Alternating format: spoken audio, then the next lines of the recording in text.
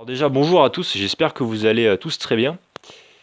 Alors je suis vraiment désolé, j'utilise un micro d'écouteur, parce que j'ai pas le choix, parce que la qualité du son de mon GSM est vraiment trop basse, donc je suis obligé d'utiliser un autre micro, quoi. Donc aujourd'hui, je vais vous parler du mythe de la toute-puissance. Qu'est-ce que c'est? Quand on est un pervers narcissique, en général, les victimes que le PN va choisir vont être les personnes qui ont une faible estime de soi, je pense que là je vous apprends rien, et qui vont douter d'elles, qui vont douter de leurs croyances, de leurs compétences, elles vont pas se faire confiance. Et ce qui va se passer, c'est que elles vont faire confiance à quelqu'un d'autre, qui eux vont surjouer un rôle. Donc les pervers narcissiques, qui eux vont surjouer un rôle d'être sûr d'eux, sûr de leurs croyances, et qui campent sur leur position, et qui eux vont instaurer tout un panel de choses dans la tête de ces personnes. Alors ça peut être au niveau idéologique, politique, culturel. Ça peut être des mythes comme le mythe de la consommation, comme j'en ai parlé dans la vidéo précédente. Comment j'avais appelé ça? J'avais appelé ça le culte du matériel. Donc, qui est de dire que t'es un peu une merde si t'as pas la dernière BMW, ou alors que si t'as pas le dernier écran plasma, t'es un plouc. C'est un petit peu ça, quoi. Donc c'est complètement débile. Il va y avoir tout un panel de choses. Puis il y aura aussi le plus important, enfin le mythe pour moi le plus important qu'il va instaurer dans votre tête, parce que ce sont des mythes, ce ne sont pas vrais ce qui vous fait croire. C'est un grand menteur, un grand manipulateur, le pervers narcissique. Le plus important de ces mythes-là va être le mythe de la toute-puissance. Alors en soi, il n'y a pas vraiment grand-chose à dire sur ce mythe-là. C'est quelque chose d'assez simple à comprendre. Le mythe de la toute-puissance, c'est tout simplement faire croire qu'on est le plus fort, qu'on est le plus puissant, qu'on n'a aucune limite et qu'on peut aller le plus loin possible. Alors, le pervers narcissique peut aller loin, c'est vrai. C'est vrai qu'il peut franchir certaines étapes assez loin, mais il n'est pas sans limite. Son déterminisme n'est pas sans limite. Il peut être très déterminé, mais ça peut s'inverser. Son déterminisme peut s'inverser s'il est démasqué au grand jour. Donc être démasqué, c'est, euh, c'est quelque chose d'assez délicat de démasquer un pervers narcissique. Il faut avoir une confiance assez développée. Mais je suis persuadé qu'avec le temps, si on s'entraîne bien, on peut réussir à démasquer un pervers narcissique. Même si c'est très compliqué, parce que c'est un petit peu comme essayer de choper quelqu'un qui est tout nu avec de l'huile sur lui, quoi. Vous allez essayer de l'attraper, ça va glisser, il va s'en aller, quoi. Parce que lui aussi, il va se mettre de l'huile dessus pour pas qu'on le chope. C'est-à-dire que il va vous mettre dans le flou, il va vous dire des informations qui sont fausses ou erronées, ou alors il travestit, il ment pas vraiment, mais il travestit la vérité. C'est très compliqué. Donc c'est tout simplement ça. Donc j'ai vous avec l'aventure que j'ai eue avec mon PN et qui n'est malheureusement pas terminée, que j'avais en guise d'ami.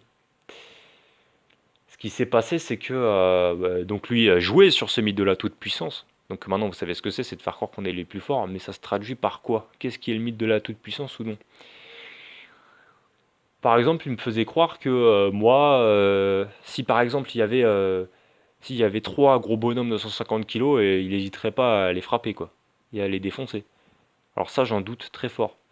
Il me dit que, par exemple, qu'il hésiterait, s'il avait envie d'être millionnaire en un mois, il pouvait le faire avec ses connaissances, nanani, nanana, mais c'était risqué ou je sais pas quoi, qu'il serait capable de faire des braquages, qu'il serait capable de- d'aller à l'armée, de prendre un FAMAS et de tuer tout le monde. Voilà, il vous fait croire tout un panel de choses. Alors, il voit que vous tombez dans le panneau. Donc, bon, si vous avez cramé son petit jeu, normalement, vous n'êtes plus censé tomber dans le panneau, quoi. Mais normalement, quand les personnes ne sont pas trop informées et que vous savez pas trop quoi penser, quoi, bah normalement vous le croyez. Et ça, faut pas. Faut pas lui dire. Faut surtout pas, si vous êtes en relation avec un pen, faut surtout pas lui dire ouais, non, non, non, t'es un mytho. Faut pas faire ça.